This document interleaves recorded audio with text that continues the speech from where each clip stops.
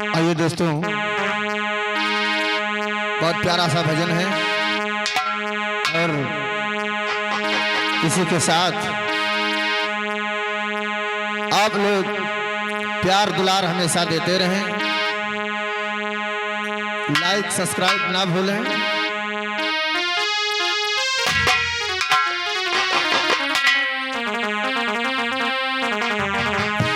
लकड़ी जल कोयला भई, लकड़ी जल कोयला भई, कोयला जल भई राख, मैं बिरहन ऐसे जलूं कि ना कोयला।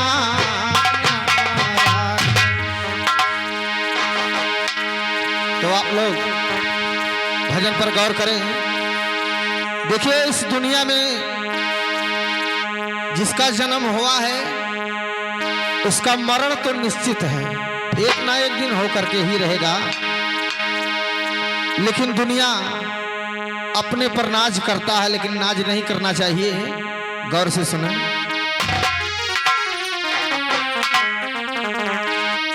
माटी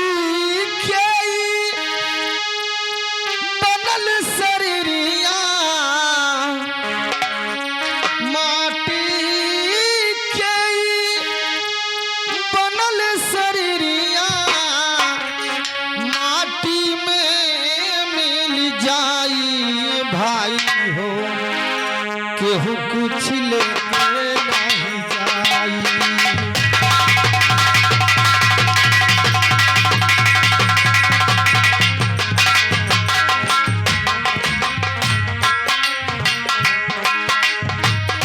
माटी के बनल शरीरिया, माटी के बनल शरीरिया, माटी में मिल जाई। ये भाई हो, केहू कुछ लेके नहीं जाई, केहू कुछ लेके नहीं जाई। ये भाई हो, केहू कुछ लेके नहीं जाई, केहू कुछ लेके नहीं जाई। ये भाई हो, केहू कुछ लेके नहीं जाई, केहू कुछ लेके नहीं जाई। ये भाई हो, केहू कुछ लेके नहीं जाई।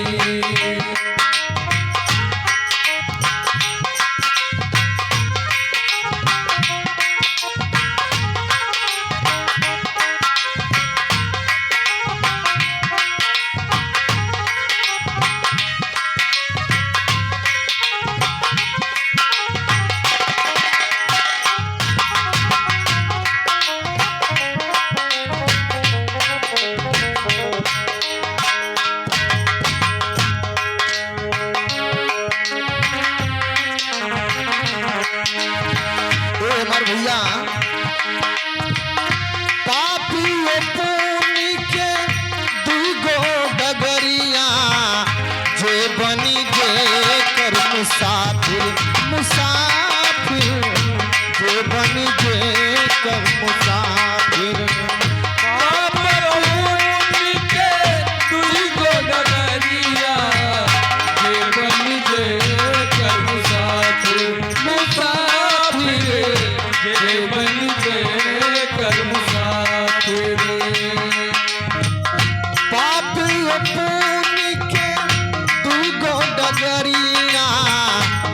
बनी जे कर मुसाफिर, मुसाफिर,